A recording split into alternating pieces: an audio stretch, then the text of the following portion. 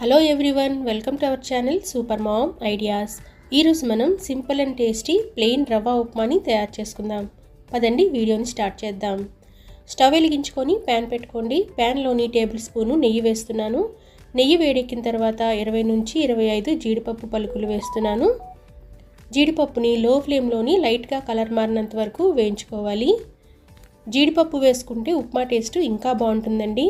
ఉంటే వేసుకోండి, వేయకపోయినా పర్వాలేదు.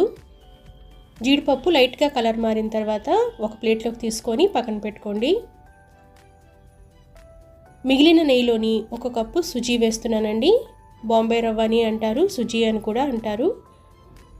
రవ్వని కూడా మనం లో ఫ్లేమ్లోని 6 నుంచి 7 నిమిషాలు వేయించుకోవాలన్నమాట.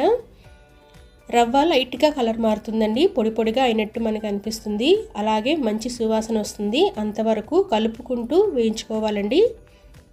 అలా వదిలేసారంటే అడుగంటే ఛాన్స్ ఉంటుంది కాబట్టి కంటిన్యూస్గా కలుపుకుంటూ వేయించుకోవాలి. రవ్వని ఇలాగా నెయ్యిలో వేయించుకున్న తర్వాత ఉప్మా చేసుకున్నారంటే ఉప్మా టేస్ట్ చాలా చాలా బాగుంటుందండి. ఇప్పుడు ట్రై చేయకపోతే ఒకసారి ట్రై చేసి చూడండి. రవ్వ వేగిన తర్వాత ఒక ప్లేట్లోకి తీసుకొని పక్కన పెట్టుకోండి. ఇప్పుడు ప్యాన్లోని 2 టేబుల్ స్పూన్లు ఆయిల్ వేసుకోండి. ఆయిల్ వేడెక్కిన తర్వాత 1 టీ స్పూన్ శనగపప్పు, 1/2 టీ స్పూన్ ఆవాలు, 1/2 టీ స్పూన్ జీలకర్ర, 3 సన్నగా తరిగిన పచ్చిమిరపకాయలు, 1 టీ స్పూను సన్నగా తరిగిన అల్లం ముక్కలు, అలాగే కొద్దిగా కరివేపాకు వేస్తున్నాను. మీరు కావాలంటే టీ స్పూన్ మినప్పప్పు వేసుకోండి. నాకు ఉప్మాలోని మినప్పప్పు టేస్ట్ పెద్దగా నచ్చదండి, అందుకే నేను వేయడం లేదు. అలాగే కొందరు పల్లీలు కూడా వేస్తారు, కానీ నేను సింపుల్గా ఉంచుతున్నాను కాబట్టి అవేవి వేయడం లేదనమాట. పోపుల్ని 2 నిమిషాలు మీడియం ఫ్లేమ్లోని వేయించుకుందాం. చూడండి, పోపులు వేగిపోయాయి. ఇప్పుడు ఏ కప్పుతో అయితే మనం రవ్వ తీసుకున్నామో అదే కప్పుతోటి 1 కప్పు రవ్వకి 3 కప్పులు నీళ్లు వేసుకోండి. గ్యాస్ ఫ్లేమ్ని మీడియం టు హైలో పెట్టుకొని రుచికి సరిపడా సాల్ట్ వేసుకోండి. అలాగే సన్నగా తరిగిన కొద్దిగా కొత్తిమీర వేసుకోండి. ఒకసారి బాగా కలుపుకుందామండి. కలుపుకొని నీళ్లు కొద్దిగా మరుగొస్తున్నాయి అనేటప్పుడు మనం వేయించి పెట్టుకున్న రవ్వను వేసుకోండి. నీళ్లు బాగా మరుగొచ్చిన తర్వాత మీరు రవ్వను వేశారనుకోండి, అది పైకి తుల్లుతూ ఉంటుంది, అలాగే ఉండలు కట్టే ఛాన్స్ కూడా ఉంటుందండి. ఇలా మీరు పూర్తిగా మరుగు రాకముందు వేసుకున్నారనుకోండి, అప్పుడు మనకి ఉండలు కూడా కట్టదు రవ్వ, అలాగే పైకి తుల్లకుండా ఉంటుందన్నమాట. రవ్వ వేసుకున్న తర్వాత ఒకసారి బాగా కలుపుకోండి. కలుపుకున్న తర్వాత మూత పెట్టి మీడియం టు హై ఫ్లేమ్లోని 5 నుంచి 6 నిమిషాలు ఉడికించుకుందామండి.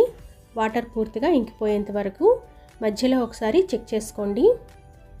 నేను వెజిటేబుల్స్ ఉప్మా అలాగే టొమాటో ఉప్మా కూడా చేస్తూ ఉంటానండి. వాటిని నేను ఇంకోసారి మీకు చేసి చూపిస్తాను. చూడండి, 6 నిమిషాల తర్వాత నేను మూత తీసి చూస్తున్నాను. వాటర్ పూర్తిగా ఇంకిపోయింది, రవ్వ కూడా బాగా ఉడికిపోయిందండి. ఉప్మా అంటే కొందరికి ఇష్టం ఉండదు.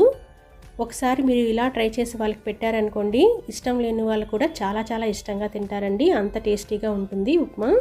ఒకసారి బాగా కలుపుకున్న తర్వాత ఇప్పుడు మనం వేయించి పెట్టుకున్న జీడిపప్పు అలాగే కొద్దిగా నెయ్యి వేసుకోండి. 1/2 టీ స్పూన్ నెయ్యి వేసుకొని ఒకసారి కలుపుకున్న తర్వాత స్టవ్ ఆఫ్ చేసి మూత పెట్టి 5 నిమిషాలు అలానే ఉంచుకోండి.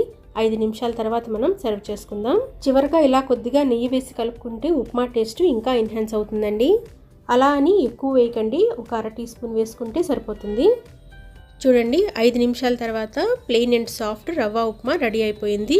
దీన్ని నేను సాంబార్, కొబ్బరి చట్నీ అలాగే అల్లం పచ్చడితోటి సర్వ్ చేస్తున్నానండి. ప్లెయిన్గా తిన్నా కూడా చాలా చాలా టేస్టీగా ఉంటుంది. లేదు మీరు ఏదైనా కర్రీ చేసుకున్నారంటే కర్రీతో అయినా సర్వ్ చేసుకోండి. చూసారు కదండి, సింపుల్ అండ్ ప్లెయిన్ రవ్వ ఉప్మాని ఎలా తయారు చేసుకున్నామో. మీరు కూడా తప్పకుండా ట్రై చేయండి.